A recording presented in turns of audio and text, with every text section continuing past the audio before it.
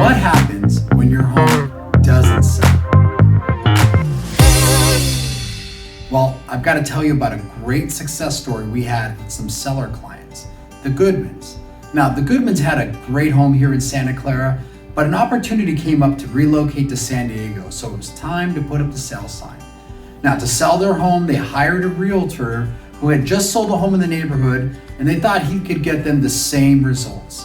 Now, he helped them get their home ready, and the home showed well.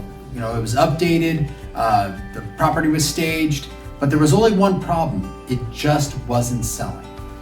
First, it was a couple of weeks, then a few months passed by, and they were just getting a small bit of interest and just one low offer. Now, when you put that much time and energy and money into selling a home and it doesn't sell, you can't help but feel really frustrated. And all they really wanted to do is get moving to San Diego. They kept on seeing homes on the market that they wanted to buy, but they were stuck. They either had to lower their expectations and take an offer under what they wanted to sell their home for, or find a different solution. So the Goodmans had called me up. They knew about me because I had sold a lot of homes in their neighborhood. And they just wanted to get my opinion as to why their home wasn't selling. When I met the Goodmans, I could really sense that they were tired of having a home on the market. They were at a point where they just wanted to get it sold. Now, after walking through the house, there was one thing to me that I really believed was holding their home back from getting sold and getting it sold at a great price. Now, here's the backstory. The previous owner built a cellar in the house. Now, typically sellers are great, extra space for storage. You can store your wine there. You can even finish it. Now, unfortunately, the entrance to this cellar was on the exterior and it was right behind the family room. And they had built an enclosure over it to protect it. The enclosure really upset the flow of the home. It was unsightly, it darkened the family room, and it obstructed the view to the backyard. Now, the sellers, they've been in this home for years and they've gotten used to this enclosure. It didn't really feel like a big deal to them. And they also felt like there wasn't much they could do about it. Now, to me, it was obvious that buyers were having a hard time with this. It wasn't ideal.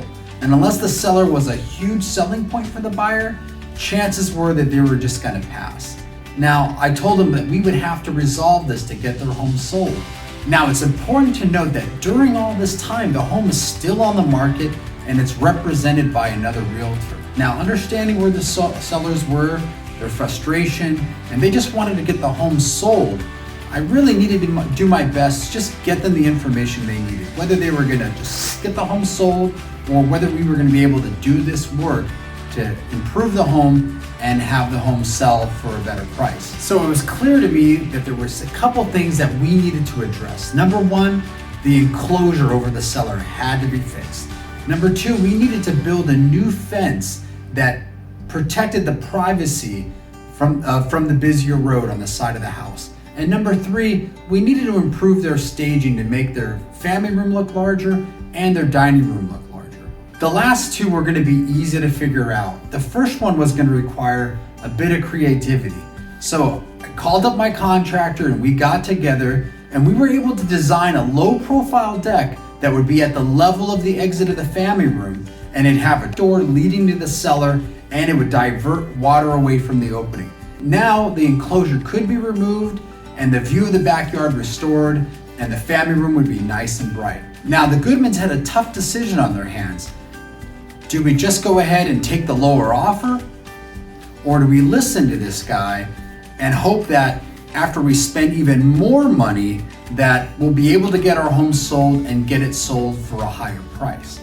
Well, after they thought about it, they came back to me and said that they wanted me to get the work done and they wanted to list their property with me. So we got to work. Within 2 weeks, we were able to get the deck put together, the fence built, and all the staging done. And within a week of putting the home back on the market, we were able to get an offer over the price that they were originally listed for. So, at the end of the day, they ended up spending $5,000 more to rebuild that fence and build this new deck and remove the enclosure, and that got them a return of $75,000 more over their low offer. At first, they couldn't believe they sold their home, but after that wore off, they were excited. They were finally free to start looking for homes in San Diego and get moving. Now, these are the kinds of stories that as a realtor I love. We love to help people and find solutions for them to get their home sold. Now, if you're in that situation where you've got something unique going on with your house, or you're having a hard time selling your home, give us a call. Maybe it's something that's a little obvious that you can't see that you might need to have a third party take a look at, and perhaps we can get a solution for you as well and get you moving like the Goodmans. Hey, thanks again for watching. Appreciate all the support. And if you ever have a real estate question, please look out for us. See you again.